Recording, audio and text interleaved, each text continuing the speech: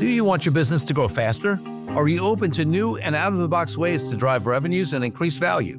How do you imagine the most successful entrepreneurs and business leaders double, triple, or expand their businesses tenfold or more? The answer is deals. This is a weekly podcast featuring conversations with business owners, executives, and leaders as we reveal behind-the-scenes details that give you, our listeners, the confidence to pursue your own deal-driven growth.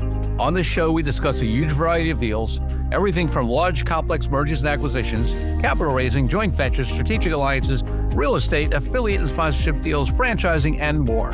My name is Corey Kupfer, and I've been supporting deal-driven growth for businesses for over 35 years as a successful entrepreneur, professional negotiator, and attorney. My goal is to help you strategize, plan for, find, and complete deals that will help your company grow faster. Welcome to the Deal Quest podcast. Let's get started. Dave Hersh is an executive coach, speaker, and investor based in San Francisco with over 30 years experience in strategy, startups, and conscious leadership. He was the founding CEO of Jive, which he grew from an open source project to a NASDAQ IPO. He also spent 2 years as a board partner, investor, at the venture firm Andreessen Horowitz.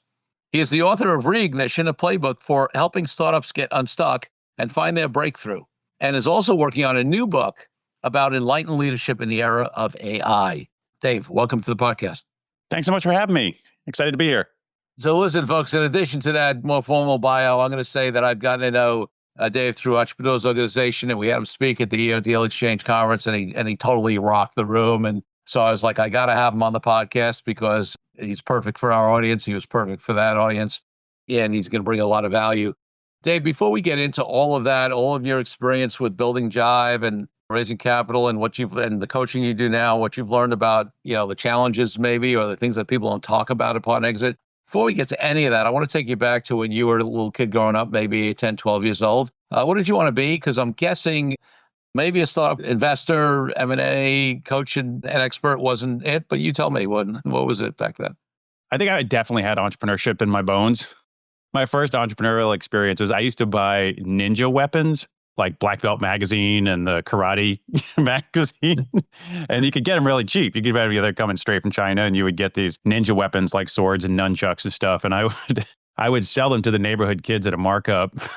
So my first entrepreneurial endeavor was to be an arms dealer, basically, to neighborhood kids.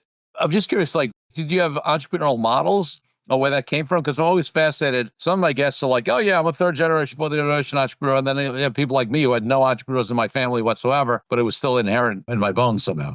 Absolutely none whatsoever. I grew up in Newport, Rhode Island. So I was literally on an island. It was all tourism. It was a blue collar town that was kind of like a playground for the wealthy in the summer. So I had no modeling whatsoever. My dad was a philosophy professor. That certainly didn't help. My mom was a teacher. My stepdad was a plumber. So I really had no modeling whatsoever.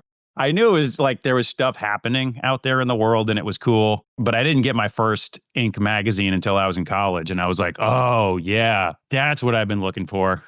I love it. Yeah. One other question looking back, what was your first deal of any type, whether it was early in your career or maybe, being such a young entrepreneur, maybe there was some sort of deal you did back then? You tell me.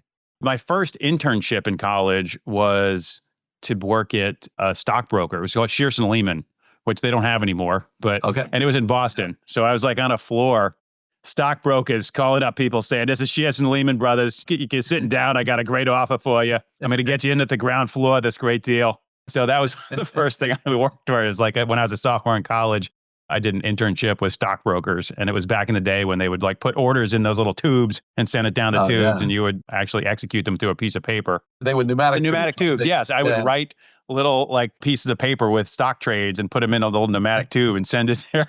It's crazy. So that was the first one. And I remember using my money from working construction and buying like an E-Trade account. It wasn't even E-Trade at the time. I think it was Charles Schwab, and doing my first trade. So if you talk about first deal, like I do remember that, which was like, I'm going to buy stock in some company. And I didn't think it ultimately proved to be worthless, but I remember doing it and feeling so proud of myself. I love it. I talk about the days, we had some clients back in the early days who were on the floor of the New York Stock Exchange, right? They would trade, and now you don't like, I was talking to somebody recently and they were like, the New York Stock Exchange is effectively a studio now where people go to get content from ringing the bell. But like back in the day, they were like, it was trading on the floor, yelling out 1,000 shares of that. It was, it's so different back then. It was a crazy time. Okay, so let's talk about the journey here, right? Your bio mentions that you were the founding CEO of Jive. Talk a little bit about that journey, or whether there's any significant entrepreneurial and deal-related stuff that happened even before Jive. Yeah, Jive was really the first company that I did as a founder. And it was done in the post-dot-com collapse. So I had actually worked with my co-founders at a .com that was trying to get charities some money from the first internet heyday. So back in the .com era, it was called For Charity, and we were trying to get some of the flows from e-commerce to nonprofits. And it didn't really work, even though it had great intentions. But I met them there, and we all ended up in New York around the same time because our wives were going to grad school out there. But it was after the collapse, and literally my first day to meet them. I drove across country from San Francisco to New York because my wife is at grad school out there. And I arrived on September 10th, 2001. Wow. Yeah. And I was getting to the train to go meet these guys for the first time the next day when everything collapsed. And so not only did we have the .com collapse, that I was literally in the ashes of 9/11 in New York. No, it was just demolished, right? And so this company, we were creating it almost out of necessity because there was nothing else to do. We had to make money from the gate. You weren't going to raise money. So we just started selling software. They had been an open source application prior to that. And so a lot of people knew about it. And we wrote it as commercial code, relaunched it, and started selling it inexpensively. And that's how we got going in the early days. Wow, what a time. Listen, I remember that time well because not only was I already practicing law, but I already had my own firm. And we had an office down on Wall Street. So, we were 5 blocks from World Trade, and we were out of our office for 3 weeks. Couldn't even get down there, which is a minor inconvenience compared to the impact on others. But yeah, so what a time to start a company. But at the same time, I mean, listen, if you study history, a lot of successful companies have started in, whether it's recessions or, other times of change or crisis or whatever. It's interesting. So obviously there was no capital available. So you just had to be profitable, huh? Yeah. It's one thing to say, which you alluded to, which is that nobody was around. So it's kind of a playground, right? You're just like, okay, I guess we'll just start selling. There's nobody else doing anything, so we could just start selling things, right? So the times that are hardest economically are probably where I've created the most economic value, because when everybody is zigging and you can zag, it's a pretty powerful time. We were able to bootstrap for 5 years, built out a healthy, profitable $12 million company without ever taking a dime of outside funding. And you just don't hear about that as much these days. Did you end up taking capital at that point, or you went the whole journey without raising capital in that company? No, we ended up taking capital eventually. And I see that as maybe a turning point in my story with Jive, where it was when Facebook came on the scene, right? We were a collaboration software company. And then Facebook came on the scene in 2006. And I really wanted to take the ideas behind Facebook to large companies and be the Facebook for the enterprise. And it was a lot of fear and insecurity that caused me to raise money from the big fancy investors and then let go of that $12 million of revenue that I spoke about, kind of let go of that whole business and say, no, we're going to go and be a big fancy company now. And that worked for a while. And we went 0 to 60 million over the next 3 years in this new product, but it certainly burned me out. And ultimately the company died on the public market many years later. I had stepped down as CEO. And when I rewound the tape, I could see that if we had stayed on our original trajectory, that this company probably would have been worth maybe a $15, $20 billion company if we had just stayed on that path. And I know that because we got to watch Atlassian, which was our comparison company that started at the same time. We were all friends. They were a couple guys. We were a couple guys. We started at the same time doing the same thing. And we were tracking. And then I took this left turn to Albuquerque to go up market to the enterprise.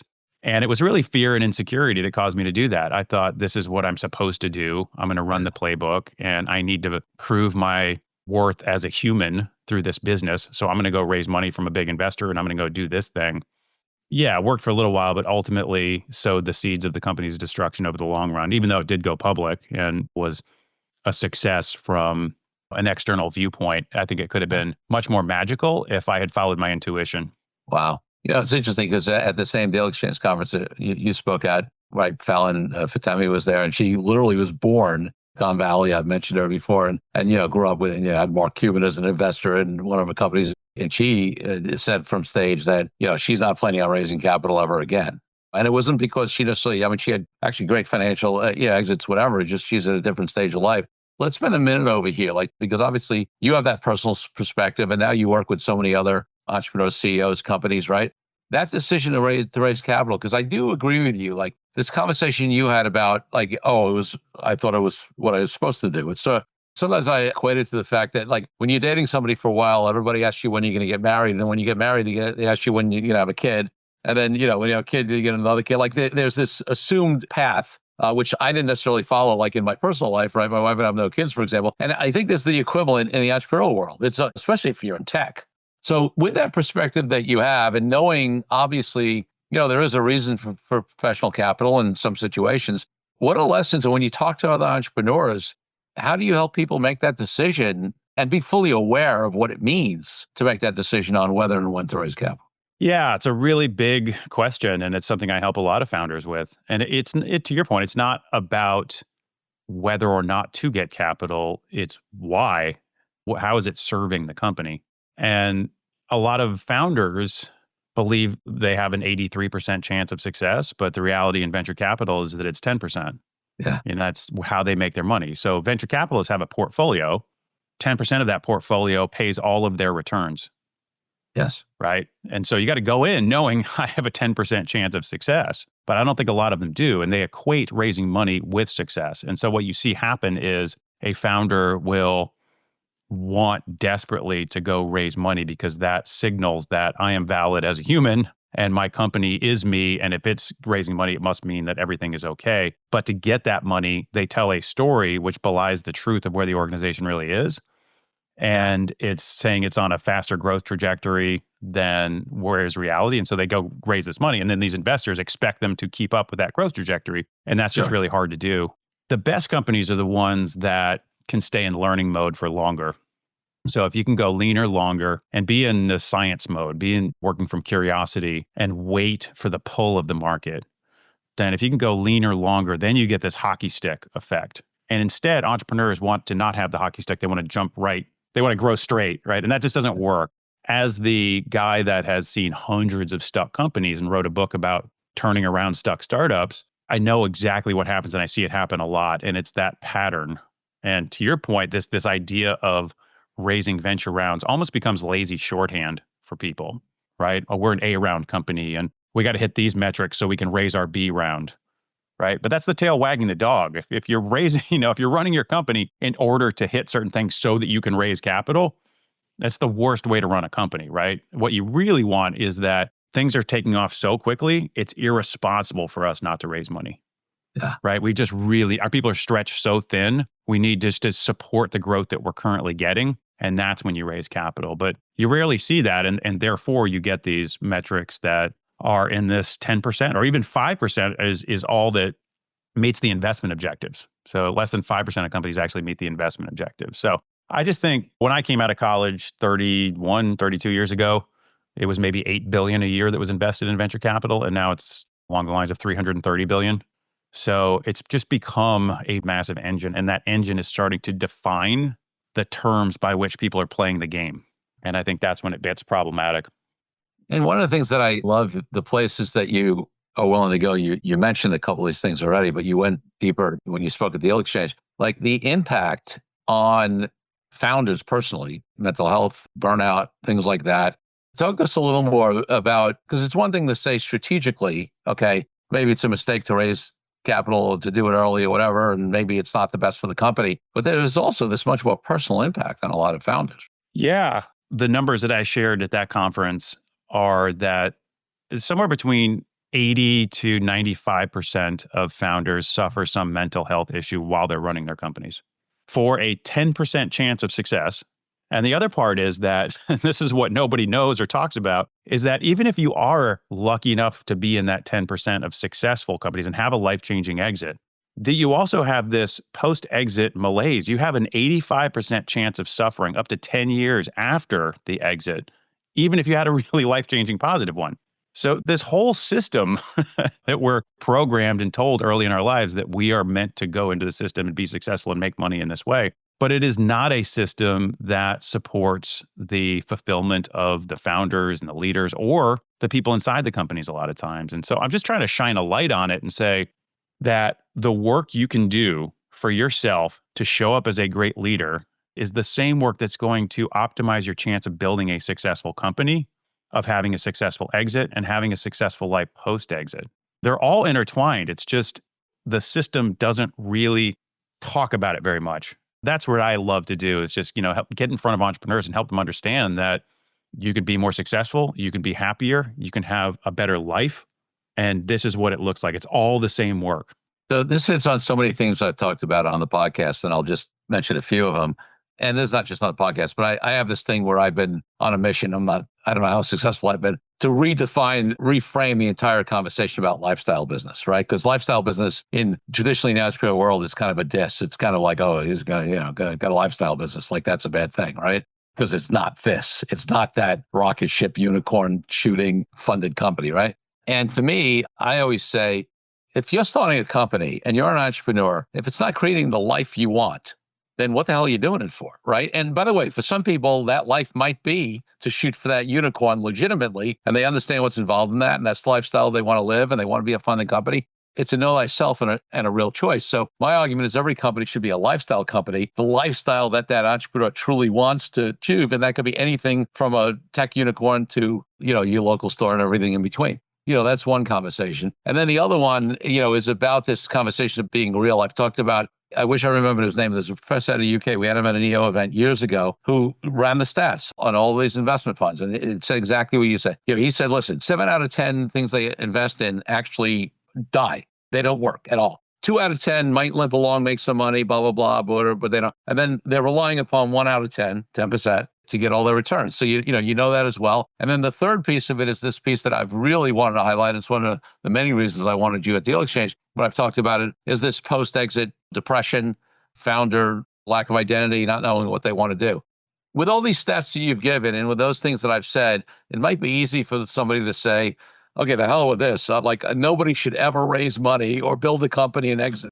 But that's not what we're saying here. And one of the things that, I'd love to hear your thoughts generally, but also I was so fascinated by this inner board of directors concept that you brought in the talk. So let me ask it more broadly, and then if you want to get to that. So you work with so many founders and companies, and your advice certainly is not to never raise capital and not to ever grow and not to ever exit, right? That's not your advice, right? Go sit and do nothing. So how do you do that in a way where you end up in that 10 or 15% that actually grow a company, stay healthy, exit, and don't have significant regrets, and certainly not depression post-exit? A big question, and squarely in line with what I love doing. And I literally just got off a call with a 27-year-old who is going through exactly what we're talking about, right? He was UPenn, McKinsey, VC, working on deep tech. He was in that thing. And he said, before I turned 27, I was like, I don't know if I ever made a decision for myself. And he had this stark realization, inner work that he was doing, that there were these parts inside him that were pushing him to do these things, right? That he had this savior part that wanted to rescue his whole family financially. And he had this kid part that was so scared he was going to make the wrong call and that people were going to ostracize him for not being successful. And it wasn't until he was able to see these younger, lesser parts that were trying to protect him, but their mechanisms to protect him were misguided. They were based on old patterns, old things that happened in his life. It may have worked at some point, but now it's becoming problematic. So I literally just got off a call with a 27-year-old who is now saying that he's doing a lifestyle business. Old him would have looked down his nose at, and he's making a killing. And he says, I'm 8 out of 10 on a happiness scale. For a 27-year-old, by the way, which is really hard. And I know, I've been 27. It's really hard. And he's doing it. And so the inner board meeting is this chance to literally have a board. It's great for CEOs because it's doing this parts work where you're able to isolate these parts and let them have their say, because it's really important to have a conversation with them and say, here's what I'm most concerned about. But it's your wise self that's running the board meeting. And when you're in an actual board meeting, there's always parts that are in conflict with each other.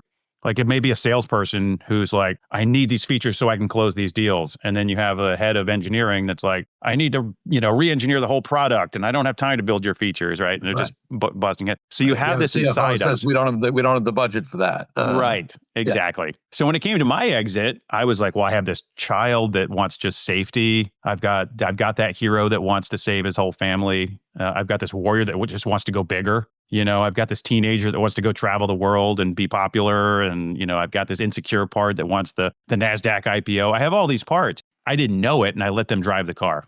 Yeah. And they're not good drivers.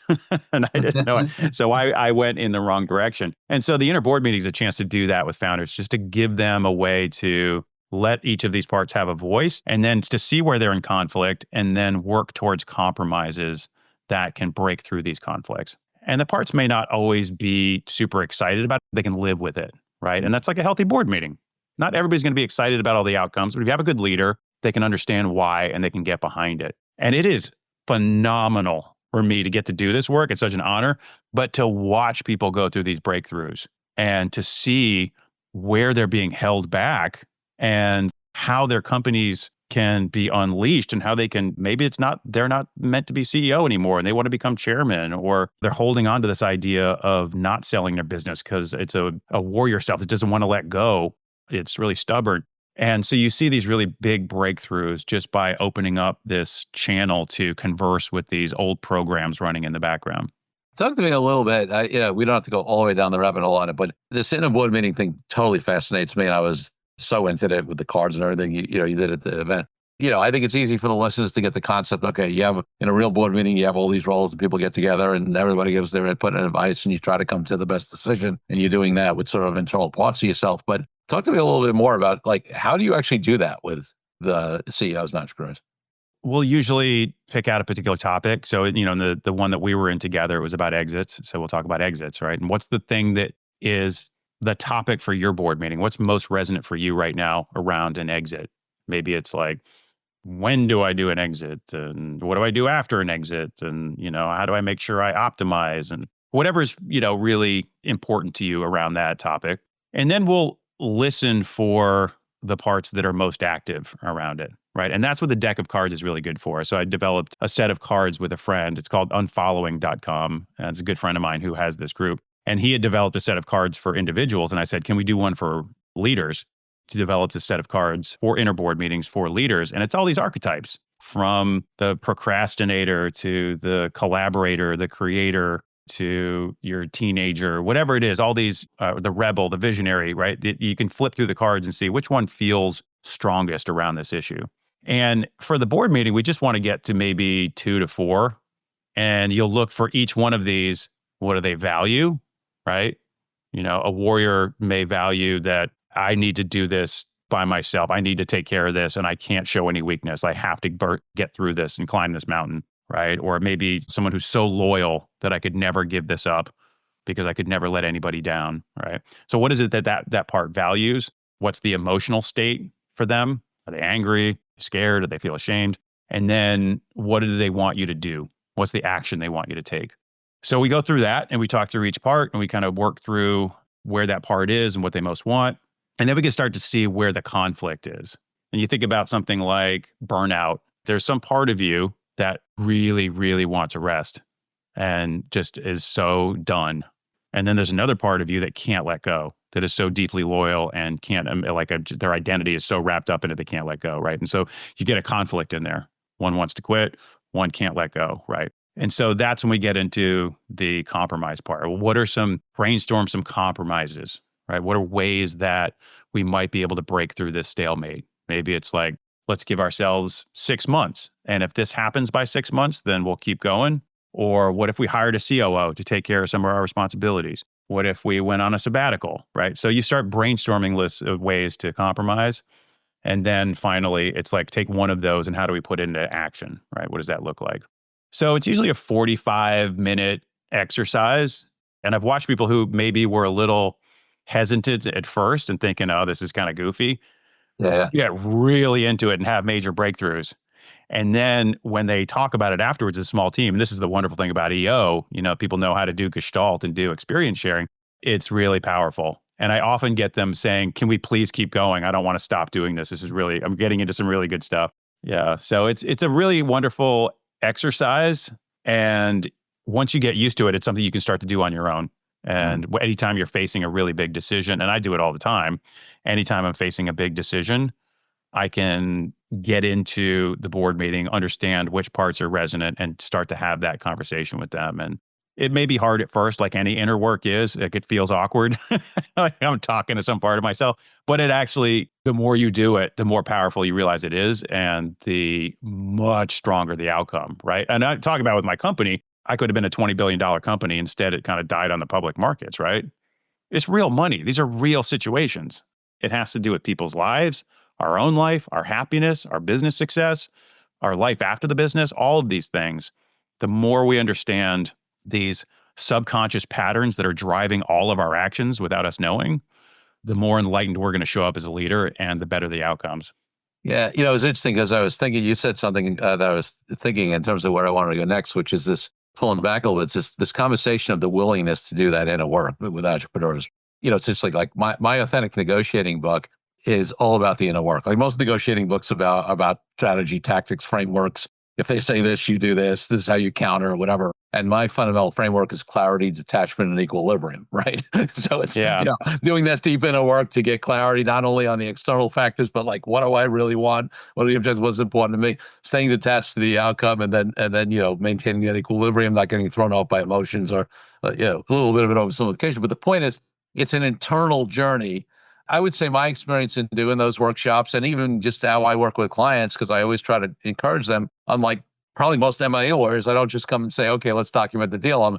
I say, why are you doing this deal? They sort of look at me like, wait a second, we have a term sheet already. No. I really want to understand why you're doing this deal. Not that I'm saying you should, they just want to understand the why. It'll help me do my job, but really I'm trying to get them down into that. And I'll tell you, there's some people that really do, that are totally open to it. That's probably a smaller group. Then there are people who may not be initially open to it. You said there's some hesitation, but they'll come along. And then there are ones that, frankly, you can only knock into the armor or whatever it is. It's so deep. So I guess my question: What's the hardest thing for them? I'm just curious. Like for your with them, what is the hardest part? I think the hardest part is really, really getting honest with themselves about what they want and what they don't want. And I'll say it's different with all the asterisks for any kind of gendered, generalizations, right? In general, for men, a lot of times it's the hardest part is getting their ego out of the way. And ego could be that tough guy ego, but it also could just be the identity piece and all that stuff that's tied to, and for women, it's often owning their value is a big one that's challenging for women. So, if you can't fully own your value, then you're going to come to a negotiation. I don't care what strategy, tactics, or whatever you put on top of it. Or if I talk about ego, anger, fear, upset, like, you talked about fear drove you. Like I try to get to those kind of drivers because my argument is that if you're in a place of scarcity or fear or ego or upset or anger or whatever it is, I don't care what strategy and tactics you put on top of that. You're not gonna, you're much less likely to get the outcome you want. You're not gonna be successful in negotiations. So my question for you is, when you sit down with folks, how do you get them to open up? Do you run into situations where people, I'm sure some people are more open, some people are more closed. Like part of the reason why, like I say in my negotiating stuff, that I'm really doing very fundamental personal transformational work that is based upon, if you look at clarity, detachment, equilibrium, you could say they're a fundamental spiritual principle. But if I tell people I'm going to help them negotiate better, that's the access point. If I tell them I want to have a transformational conversation about them where they're going to go deep, there's less listening for some. Some would be very into that. So I'm curious from your point of view, because you're doing transformational work, you're doing inner work with people. For me, negotiating is the access point. How does it look for you? For me, it's business success. I'm going to make you more successful. Your business is going to be worth a lot more if you do this, right? I kind of have to meet them where they are, right? Yeah. If I just came in and was like, you should do more inner work because you'll, be a better human, right? It's going to fall on deaf ears. They don't care. So I lead with a very vulnerable story about me building my company. I was a CEO even just till a couple of years ago. I'm still exec chair of a company. I'm buying a company right now. I'll be exec chair of that. Like I'm still in it. I know what it's like to be a CEO. And so I can speak from very personal experience and I can connect the dots between this work and the outer results. So that's what I did. Is in writing my first book was really all about recognizing that the reason 90% of stuck companies, why it's 90% is not the reasons we think they are. It's not the, ran out of cash, didn't have product market fit, got outcompeted. Yeah, that was surface level. That's what happened. But if you actually peel back the hood, you realize underneath that, 90% of the failures that I saw were due to subconscious patterns. And it's the same set of patterns that we all run into. So that was the big recognition for me was, oh, I've talked to hundreds of stuck companies, and they're getting stuck for the same reasons. Yeah, some companies just never had anything. But if you had product market fit, if you had something and it was starting to work, usually it was a set of patterns that led to decisions that got it stuck. And so that's what I tried to shine a light on.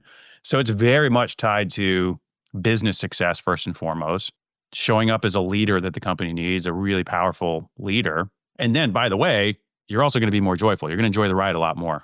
So Yeah. take that as a good fringe benefit, right? You're going to have a good life. But if I just led with the life part, I wouldn't get the resonance I get with the audiences and and I wouldn't be telling the stories that I'm telling. When you spoke at dealerships, you were very open, very vulnerable, not to disparage anybody else, but, you're not some consultant coming from some theoretical, like you've been in the trenches. And not only that, but you really are willing to share, your journey, even you already have here to a large extent, but even more so, like, you're willing to really be an open book is my experience of you. Oh, thank you. I think there's a lot of speakers out there who kind of come with bombast and saying, this is the way to do things, and I figured out the method. And whatever the opposite of that is what I am. Right. Vulnerable to the point of really awkward, as my kids say. And like shining a light on all the dark areas, all the things that I screwed up, because, it's kind of become, I guess, my signature. But I love it, right? It just makes it real. And I screwed up so much, I might as well make use of all the things that I messed up, right? Karmically. And thankfully, I have figured out a lot along the way. But I do think it resonates a lot more when I can be, to say all these things that we have, like, we think we're the only ones feeling imposter syndrome, or that we're not the leader the company needs, or that we're feeling burnout and we should be like, working 80 hours a week and be okay with it, right? Like all these things, we all feel them, right? They're all inside all of us. So let's just be open about it. Let's be vulnerable and curious with each other. And so I try to rip open there's no kimono at all at this point. I think I'm just showing up naked. There's no kimono to rip. There's not even a kimono to open. Huh? Exactly. Yeah. Full nudity. Yeah. I love it. Obviously, with no confidential information and names or whatever, but how do you avoid? I mean, you said 85% of regrets. We know some percentage of those have depression, and even like clinical, like serious depression, even if they have life or generation altering money. So maybe some success stories or challenging stories. I'd love to shed some more light on that post-exit kind of. So as part of building that presentation, I spoke to a woman named Anastasia Koroleva. She's the host of the Exit Paradox podcast, which goes into this core idea. And I was on it and shared my story. According to her, it was 70% who are retired but unfulfilled. It was like 15% who are actively struggling with addiction and depression and anxiety. And then only 15% are these unicorns, right? The people who are thriving. And so to be in that 15%, in my opinion, is really to work through a lot of the insecurities that we have, the ego that is telling us we have to be this identity. So what happens a lot of times, we have to go through transitions in life to emerge as something else. And a transition is a death of oneself, this liminal place in between, and then a slow rebirth of the new self. And what happens is we end one period, we sell the company, and that's the end. That should be the end of that period. And it should be this death, this ritualistic death of that part of us. And only by grieving and letting go can we slowly take that kimono off and be available to the next phase of our life, to that transformation to start happening unto us, right? But we have to be in the right position to do that. But going through that forest in between old self and new self is really hard for a lot of people. It's very scary. It is a dark forest and it is a void of identity. And so what happens is people get really freaked out because I'm no longer that person I thought I was, then who am I? And so they try to revert back to the old identity. They try to recreate that because they thought that was safe. I earned love back then. I was known. So I'm going to try to go back and be that person. But it's kind of too late. You can't go back and be that. And so they're in this eddy. They're just stuck. They're stuck in limbo because they haven't grieved and they can't let go of the old identity. So I think for a lot of those people in that post-exit malaise, it is definitely the world's smallest violin problem. You don't have anybody to talk to about it. You can't go out to people and go like, I'm really sad because I made a bunch of money and I have all this free time, right? Nobody's going to listen to you, right? And everybody tells you have the perfect life and you want to believe them, right? And you start to believe it, but you get stuck in this cycle. So I think there's a lot of people who we don't have the tools, the resources, the frameworks to know what it really looks like to go through a personal transformation, to really let go of an identity of self, to the egoic baggage that's holding us back, and take the blinders off and put our antennae up and start to hear how we're being called. Because if you can do that, if you can really let go and do that dissolution of self, then your calling starts to find you, right? And that's what happened to me. It took a long time, but eventually I was able to die to self. And that death allowed me to start doing this work because I no longer cared. I had finally let go. And it was only when I let go that I started hearing people ask me for certain things. I started getting into the rooms and started talking about this work and that work. And it ultimately led to the work that I do now. And I am so happy I get to do this. I'm so happy to be here and talk about this stuff, right? But I never would have gotten there if I was like, no, I'm a CEO. I got to be this CEO. I got to be this leader and I got to hold on to these things. And I'm going to be a captain of industry and make money and invest in companies and all these things. And I was miserable. I tried all of it, totally miserable, right? It wasn't until I let go of all of it that I was able to allow the rebirth to happen unto me. And there's a book called Transitions by a guy named William Bridges that was really powerful for me in that regard. And I talked a little bit about that in the EO talk, but understanding how to go through transitions is really, really important. You know, it's funny. I find that I see a lot of entrepreneurs post-exit. I think it's exactly for this reason. It's sort of like, okay, maybe I'm not going to start a new company because some people do that. They rush into starting a new company, right? You know, because they want that. But what some do is they think, oh, I'll become an angel investor, right? Because then I don't have to like run the company, I don't have to do that, but it'll keep me in the game. It'll keep me whatever. And I see something that works for some people, but I see a lot of people where that's so unfulfilling for them. It's sort of like, okay, you know, they don't really have a say. It doesn't keep them in the game. They find that, frankly, that they're not like being an investor is very different than being a CEO and being a founder and running a company. Some of them figure out they're not very good at it, you know, myself included. Yeah, so, but I think it's psychologically a thing where they could stay sort of partially in that old game, right? And they think, you know, it can help. But a lot of times, you know, like it certainly doesn't resolve the ultimate core issue of finding who you are next, you know, for most, at least in my experience. That's exactly right. It's not so much the what as the why and the how, meaning it may be okay to start a company again. That may be the best thing in the world, but have you changed the way that you're approaching it, right? Have you gone through the change and how are you coming at this company? Right. I still do companies, but the way I do them now is very, very different in the way I show up. And it's not based in some identity that I'm clinging to. And so you're right. It's the people who go and I'm going to angel invest and I'm just going to, you know, sit on boards and play golf and have a more relaxed life. It's like they're still holding on to the identity. It's just, you know, looking at it through a different phase. And they're judging themselves for not being a CEO anymore. You know, there's some part of them that's shaming themselves for not being a CEO. And so there's a cycle that happens and it's all about, I'm still stuck in this identity of who I am, this idea, this belief that I am this person. And until we let go of all that and blow it all up, we're going to stay stuck in the eddy and not flowing down the river in the way that we should be. So before I start to wind down my last few questions, in your bio, you talks about you working on a new book on enlightened leadership in the era of AI. You want to just give us a little bit about where you're heading on that and some of the things you're going to... It's my chance to sink into what do moats look like in the future, right? As technology is commoditized, democratized, and changing all the time, the shifting sands of technology are such that we can't hold on to technology as a moat anymore. So all the traditional competitive advantage that we've relied on, IP, network effects, and you know all these things are going away. So what holds businesses together in the long run? And what I'm seeing and what I'm trying to expose are the ideas of if the systems are doing the block and tackle work, what are humans doing? Well, humans should do what humans are good at: vulnerability, curiosity, creativity, imagination, humor, love, connection, all these things that we are really good at. So what does a successful entity in the future look like? And how is it held together by these webs of human connection? And so I'm looking at the future business and starting to expose a lot of case studies and ideas of it because this is already happening, from how do we create a vision? How do we create uncopyable products in the age of AI? How do we create cultures that they attract people into their orbit in very powerful ways and nobody wants to leave? How do we form emotional and empathetic bonds with customers? How do we become anthropologists in the way that we go deep into the hearts and minds of our customers, right? And so it's really looking at the future business through the human lens. So what are these human first moats that are going to hold together successful organizations in the future? And so I get to spend a lot of my time doing that. And, I mentioned my dad he's a retired philosophy professor. So I get to spend time with him and bring philosophy.